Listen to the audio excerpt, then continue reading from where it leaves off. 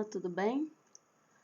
Hoje nós iniciamos mais uma aula dentro do tema acentuação. Se você ainda não nos acompanha ou não assistiu às aulas anteriores, eu peço que você vá à nossa playlist e lá tem a pasta acentuação. Já temos alguns vídeos para que você possa entender melhor como funciona essa parte da gramática da língua portuguesa. E hoje nós falaremos de acento distintivo, aquele acento que é usado para fazer distinção de palavras, seja porque muda o significado, seja porque faz alteração de gênero ou de número, tudo bem? Bom, eu sou a professora Alessandra Félix e ajudo alunos operadores de direito a escreverem textos de excelente qualidade. E para isso, você que é meu aluno do direito, seja porque está fazendo faculdade ou seja porque já trabalha nessa área, eu quero que você entenda a língua portuguesa. Mais do que decorar as regras, é entender o funcionamento da nossa língua. E eu tenho certeza que esse tipo de conhecimento o ajudará e a ajudará a entender melhor a sua produção escrita e também os seus textos orais. Até mesmo para que você possa usar a língua portuguesa da melhor maneira. Conhecendo, fica mais fácil de poder produzir textos de qualidade. Então, hoje será uma aula bem curtinha e nós vamos falar exclusivamente de acentos distintivos. E aqui, nosso primeiro tópico desse tema é o acento distintivo que não muda de sentido, não muda o sentido da palavra.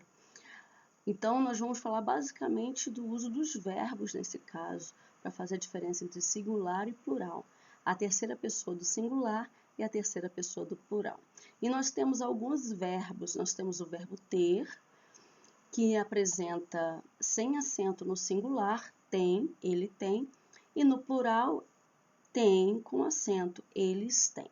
Então, algumas pessoas escrevem tudo como sem acento e esquecem que, na verdade, sem acento indica singular e com acento plural.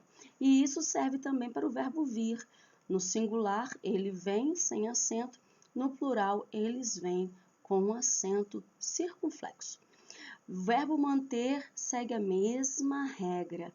Neste caso aqui, ele tem agora o acento agudo no singular. Por quê?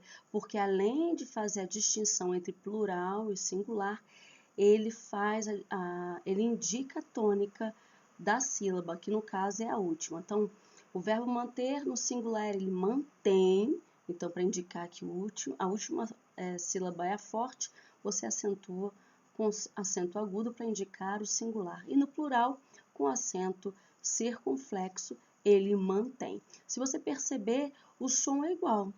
A diferença, eles mantêm.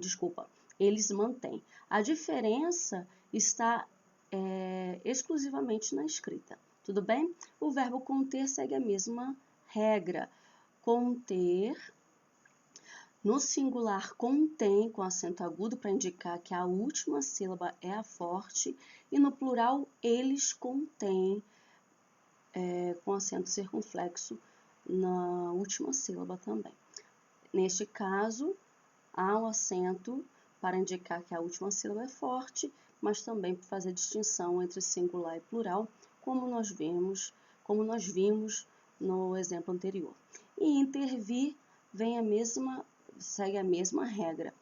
Ele intervém com acento agudo para indicar que a última sílaba é forte e nós estamos falando no singular. E eles intervêm acento circunflexo na última sílaba para indicar que é plural e a última sílaba forte. Tudo bem? Então, esses são os verbos em que nós veremos este acento distintivo entre plural e singular, e nos casos dos derivados do verbo ter e vir, nós temos a marcação de que a última sílaba é forte. Tudo bem?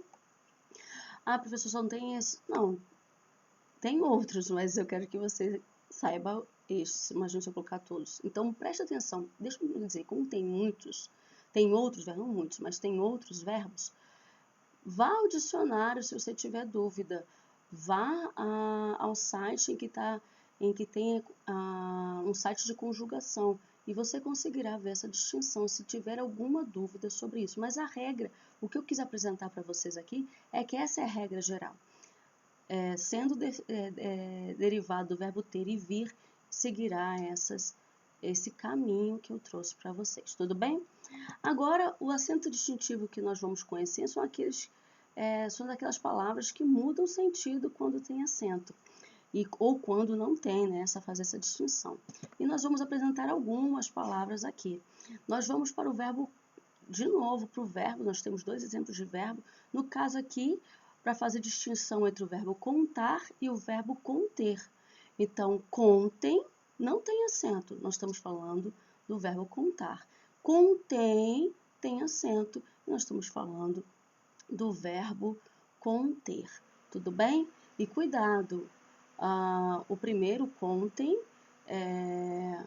está no plural e contém com acento agudo e serviria também para o acento circunflexo, mas nesse caso aqui ele está no singular. Cuidado também, porque os tempos verbais e os modos verbais estão diferentes, tá bom? O verbo pode, o verbo poder, no presente é pode e no passado é pôde.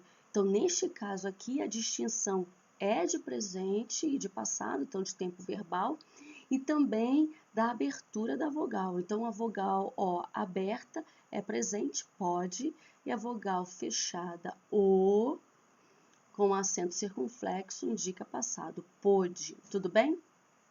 Então, nós temos algumas outras palavras, aqui outras classes de palavras, e nós estamos misturando essas classes de palavras. Então, entre verbos, adjetivos, preposições, substantivos, tá bom? Então, nós estamos misturando aqui. Então, nós temos o primeiro exemplo, que é avo, avó e avô. Avo é um tipo de marcação na matemática. Eu vou te dizer que é algo que está relacionado a essa medida, essa contagem. Então, 3 avos, acho que você já ouviu falar disso na matemática. Então, sem acento, o A é forte e nós temos uma marcação da matemática, uma palavra que é típica da matemática. Avó e avô, a distinção aqui é de gênero. Avó é o gênero feminino, para o sexo feminino, mulher, e avô é o gênero masculino da palavra, para o sexo masculino, homem, tá bom? Amém e amém. Então, nós temos aqui o verbo amém e nós temos o substantivo amém, tudo bem? Nós temos também secretaria e nós temos secretária. São 2 substantivos que significam coisas diferentes, enquanto um é o ambiente, o outro é a função, é a profissão, tudo bem?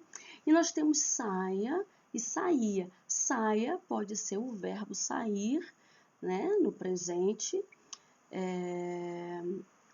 do subjuntivo ou no imperativo, mas também pode ser o substantivo saia, aquela roupa feminina, certo? Saía é o passado do verbo sair. Então, aqui tem acento para fazer a distinção dessas 3 possibilidades, tudo bem? Ai, aí. Ai, essa interjeição de dor. Ai. E aí é esse advérbio que indica localização, tudo bem? Essas 2 próximas palavras, eu sei que eu estou falando pro pessoal do direito e é muito mais formal, mas isso faz parte do nosso vocabulário e do nosso dia a dia. Então, tem muita gente que escreve errado essa palavra que está aqui. Coco não é a mesma coisa que cocô. Coco é a fruta e cocô, você sabe o que é. Então, o cocô tem acento, enquanto o coco não tem. Por quê? Porque a tônica de coco é a penúltima, tá bom? E a outra palavra também, cagado, olha aqui também, né? E cágado, que é um animal. Então, cuidado, se você não acentua, você não está falando do animal, tá bom?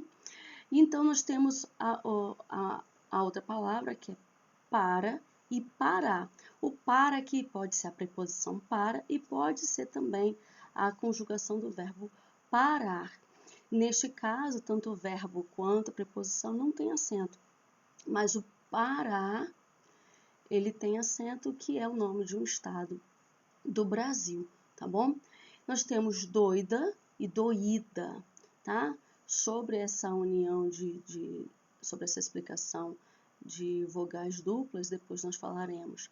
Mas para você ver a diferença, doida sem acento significa alguém que não está em suas faculdades mentais normais, então ela não está sã mentalmente. E doída está relacionado ao verbo doer, aquilo que dói, tá bom? Por e por, o som é idêntico, mas é o acento circunflexo que faz a diferença entre o verbo, que está acentuado, e a preposição que não está acentuada. Então, sim, o verbo tem acento, por, eu ponho, tu pões, é este o verbo, e por a preposição. Eu faço isso por você, tá bom? E o que é facultativo aqui é forma. Você pode colocar sem o acento ou com acento. Eu sei que normalmente nós usamos das duas formas. Nós podemos falar forma ou forma. E quando nós estamos falando do objeto onde nós colocamos o bolo para assar, a massa do bolo para assar, nós falamos forma. Quando nós estamos querendo dizer que alguma coisa precisa ser moldada à forma. Mas quando nós falamos de forma, ela também tem esse significado. Qual é a forma que você gostaria de trabalhar, tá? Tem essa diferença. Então, você pode colocar com acento, quando estiver falando da forma, que é esse molde, que é esse objeto onde você coloca a massa do bolo, ou sem acento. Então, nesse caso aqui é facultativo. Então, você pode usar ou não. Bom, é isso. Nós terminamos o nosso tema de hoje, o nosso assunto de hoje. E na próxima aula começaremos a falar exatamente das palavras que são acentuadas na nossa língua. Ou seja, nós falaremos das oxítonas, das paroxítonas e das proparoxítonas. Bom, fico feliz que você tenha me acompanhado até aqui e eu sou muito grata por você estar conosco hoje, tá bom? Eu agradeço por tudo, que você possa estar conosco nas próximas aulas também. Até mais! Não esqueça de compartilhar, de marcar um like, de deixar um comentário, porque isso é importante, tá bom? Muito obrigada, até mais, tchau!